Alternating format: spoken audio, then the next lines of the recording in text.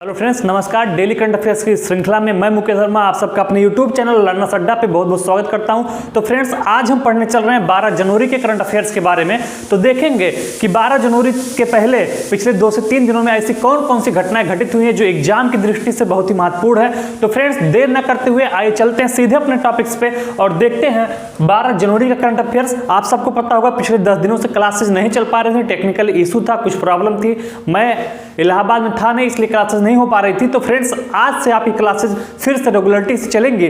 तो 12 जनवरी का current affairs आज हम देखेंगे और जानेंगे कि कौन कौन सी घटनाएं महत्वपूर्ण है। तो आइए देखते हैं आज की टॉपिक्स में पहला करंट अफेयर्स क्या है। तो फ्रेंड्स, आज आप सबको पता है कि आज 12 जनवरी है और 12 जनवरी को ही राष्ट्रीय युवा दिवस मनाया जाता है। तो राष्ट्रीय युवा दिवस कब मनाया जाता है, ये सवाल कई बार पूछा गया। तो फ्रेंड्स, राष्ट्रीय युवा दिवस आपका 12 जनवरी को मनाया जाता है। क्यों मनाया जाता है राष्ट्रीय युवा दिवस?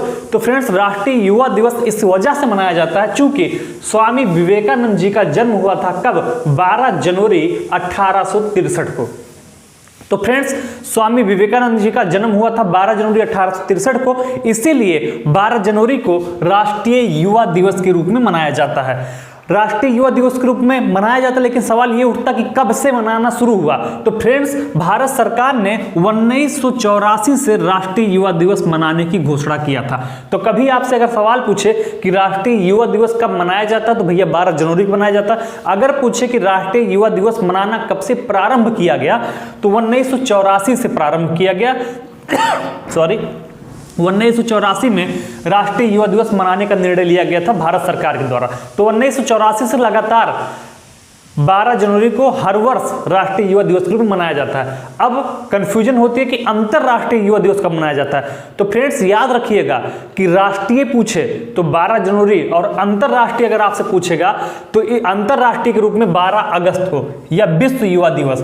तो विश्व युवा दिवस पूछे तो 12 अगस्त को या अंतरराष्ट्रीय युवा दिवस पूछे तो 12 अगस्त को। लेकिन अगर राष्ट्रीय युवा दिवस पूछता है आपसे तो 12 जनवरी को राष्ट्रीय युवा दिवस के रूप में मनाया जाता है। स्वामी विवेकानंद जी की बात हुई तो इनकी जन्म हमने जाना कि 1863 को हुआ था 12 जनवरी को और इनकी मृत्यु हुई थी 1902 में। ओके फ्रेंड्स, चर्चा क्यों है, चर्चित क्यों है स्वामी विवेकानंद जी? आप सबको जानते हैं कि भारत में सनातन धर्म को ऊंचा करने में सबसे महान स्थान रहा। इन्होंने धर्म संसद में भाग लिया था और वो धर्म संसद कहाँ आयोजित की गई थी? तो उस धर्म सम्मेलन का जो आयोजन हुआ था वो हुआ था आपका शिकागो में, जिसको शिकागो सम्मेलन के नाम से जाना जाता है। कब हुआ था फ्रेंड्स? तो 11 सितंबर 1893 को। तो शिकागो सम्मेलन शुरू हुआ 11 सितंबर 1893 में और उसमें भारत का प्रतिनिधित्व किया था इन्होंने। किसने? स्वामी विवेकानंद जी ने। तो शिकागो सम्मेलन आपने जान लिया कब हुआ था? 1893 में। आइए आगे बढ़ते हैं और देखते हैं आज करंट अफेयर्स की दूसरी महत्वपूर्ण टॉपिक क्या है। तो फ्रेंड्स, थैला बैंक एक अभियान शुरू किया गया है। क्यों शुरू किया गया है? तो बढ़ते प्रदूषण के कारण। तो बढ़ते प्रदूषण को रोकने के लिए थैला बैंक अभियान शुरू किया गया है नगर निगम लखनऊ के द्वारा। तो अगर आपसे पूछे कि किस नगर निगम ने हाल ही में थैला बैंक अभियान शुरू किया है, तो फ्रेंड्स, थैला बैंक अभियान शुरू किया है नगर निगम लखनऊ ने। वहां पे प्लास्टिक्स प्रदूषण बहुत ज्यादा बढ़ रहा है, तो इस वजह से थैला बैंक अभियान शुरू किया गया नगर निगम के द्वारा। ठीक है, इस थैला बैंक अभियान के अंतर्गत 2 प्रकार के आपको कपड़े के बने बैग मिलेंगे। एक प्रकार का 5 रुपए वाला है और दूसरा प्रकार 20 रुपए वाले बैग है। तो 20 रुपए में बड़ा बैग मिलेगा, 5 रुपए में थैला मिलेगा छोटा, लेकिन वो कपड़े का होगा तो उससे प्रदूषण नहीं होगा। बात आ गई लखनऊ की, तो जान लेते हैं कि लखनऊ किस नदी के तट पर या किनारे स्थित। आप सबको पता है एक क्वेश्चन शहरों का इससे पूछा जाता है कि किस नदी के किनारे कौन सा शहर है। जैसे वाराणसी आपसे पूछ सकता है, ठीक है, गंगा नदी किनारे है। उसी प्रकार से लखनऊ गोमती नदी के तट पर स्थित है। ठीक है, अयोध्या पूछे आपसे तो सरयू नदी के तट पर स्थित है। तो जहां से जिस शहर से जो नदी बह रही है उसी के तट पे वो शहर माना जाता है। तो सरयू नदी बहती है अयोध्या से, इसलिए कभी पूछे कि अयोध्या किस नदी के तट पे है, तो सरयू के तट पे है। लखनऊ में गोमती नदी बहती है, उसी के किनारे ये शहर बसा हुआ। तो आपसे पूछे कि लखनऊ किस नदी के तट पे बसा हुआ, तो लखनऊ पर बसा हुआ गोमती पे।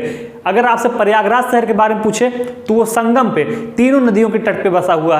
विशेषकर उसमें 2 नदियां दिखती हैं और एक सरस्वती जी जो अदृश्य हैं। तो गंगा और यमुना दोनों नदियां इससे आके मिलती है, तो दोनों के बीच में यह शहर स्थित है। तो अगर पूछे प्रयागराज तो इलाहाबाद और गंगा और यमुना दोनों नदी के तट पे वो है। लखनऊ आपका गोमती नदी के तट पे है। आइए आगे बढ़ते हैं और देखते हैं आज करंट अफेयर्स का तीसरा महत्वपूर्ण टॉपिक क्या है। तो फ्रेंड्स, अपने संविधान को जानो पहल किसने शुरू किया है? अपने संविधान को जानो पहल किसके द्वारा शुरू किया गया है? तो केंद्र सरकार के द्वारा ये पहल शुरू किया गया कि अपने संविधान को जानो। तो फ्रेंड्स, अपने संविधान को जानो पहल किसके द्वारा शुरू किया गया है? केंद्र सरकार के द्वारा शुरू किया गया। इसमें किया क्या जाएगा? तो इसमें विश्वविद्यालयों में, कॉलेजों में, स्कूलों में संविधान के बारे में बताया जाएगा, लोगों को संविधान के बारे में जानकारी दी जाएगी, जागरूक किया जाएगा। आज भी भारत की आज़ादी को 70 साल से ज़्यादा हो गया है, 73 साल हो गए, लेकिन आज भी अगर आप सोचेंगे कि भारतीय संविधान कितने लोगों को पता है, तो फ्रेंड्स भारतीय संविधान 10% लोगों को भी नहीं पता है। ठीक है, तो संविधान सिर्फ पढ़ने के लिए नहीं है, जानने के लिए है, ये आपका हक है। अगर आप जागरूक हैं तो आप संविधान को जानिए।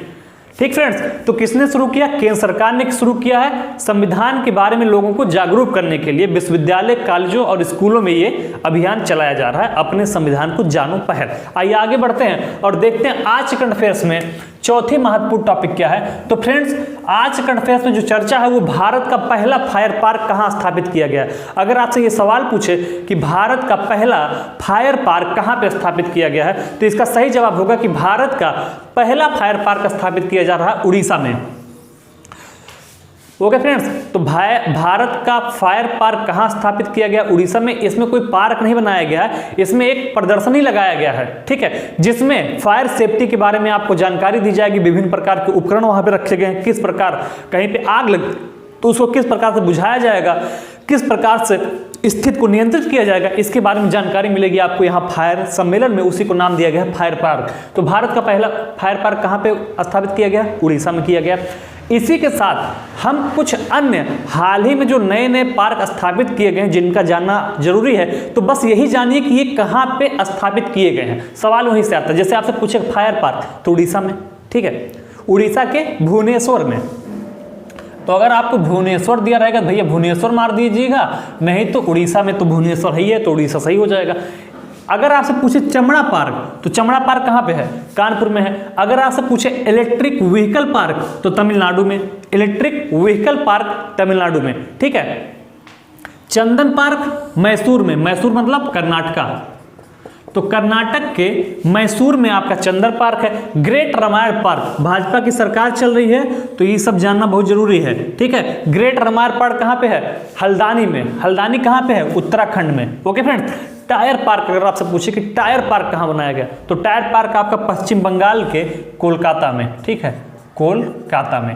तो कोलकाता में आपका टायर पार्क बनाया गया। ग्रेट रामायण पार्क आपका हल्द्वानी में, चंदन पार्क आपका मैसूर में, इलेक्ट्रिक व्हीकल पार्क तमिलनाडु में, चमड़ा पार्क कानपुर में। करंट की दृष्टि से महत्वपूर्ण ये है कि भारत का पहला फायर पार्क कहाँ पे स्थापित किया गया है? उड़ीसा में। आइए आगे बढ़ते हैं और देखते हैं पांचवी टॉपिक, चेरी ब्लॉसम माओ फेस्टिवल।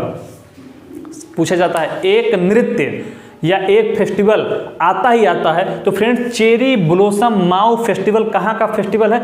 मणिपुर का। जैसे अपने यहाँ का दीपावली है, जैसे उत्तर भारत में मनाया जाती है खिचड़ी है, तो हर जगह मनाया जाता है, लेकिन ये वहाँ का फेवरेट है। चेरी ब्लॉसम माओ फेस्टिवल मणिपुर में है, ठीक है। तो अगर आपसे कभी पूछे कि चेरी ब्लॉसम माओ फेस्टिवल कहाँ मनाया जाता है, तो चेरी ब्लॉसम माओ फेस्टिवल आपका मनाया जाता है मणिपुर में।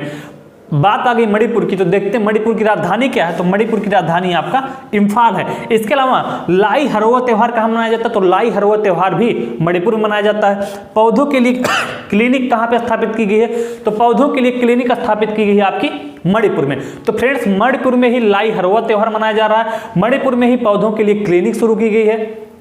ओके फ्रेंड्स, इसके अलावा अगर कभी आपसे पूछे कि तैरता हुआ पार्क, जिसको हम किस नाम से जानते हैं? केबुल लामजाओ पार्क, तो केबुल लामजाओ पार्क भी कहाँ पे है? मणिपुर में है। और मणिपुर में ही आपका क्या है? लोकटक झील, ठीक है। लोकटक झील कहाँ पे है? मणिपुर में। केबुल लामजाओ, केबुल लामजाओ, ये भारत का तैरता हुआ पार्क है, पानी के ऊपर बना है। तो केबुल लामजाओ पार्क कहाँ पे है? मणिपुर में है। तो ये आज करंट अफेयर्स में हमने टॉप 6 टॉपिक देखा है। आज हम 6 ही टॉपिक पढ़ेंगे और इसके बाद अब डेली आपको शाम को जो सुबह पढ़ाया जाएगा उस पर 10 क्वेश्चन भी आपको कराया जाएगा। वो भी लाइव क्लास होगी जिसमें आपको पीडीएफ भी दिया जाएगा और 10 क्वेश्चन आपको जो सुबह आप पढ़ेंगे शाम को उसे ही आपको सॉल्व कराया जाएगा। तो आज करंट अफेयर्स में हम 6 ही टॉपिक पढ़ने जा रहे हैं। चूंकि आज लेट हो गई क्लास, कल से आपको जो सुबह क्लास मिलेगी उसमें हम टोटल 10 टॉपिक अपना कवर करेंगे और क्वालिटी भी अपने टाइम से रात को 6 बजे आपको मिलेगी। ओके फ्रेंड्स, तो चैनल को ज़्यादा से ज़्यादा लोगों के पास पहुंचाइए, देखते रहिए और एंजॉय करते रहिए। धन्यवाद।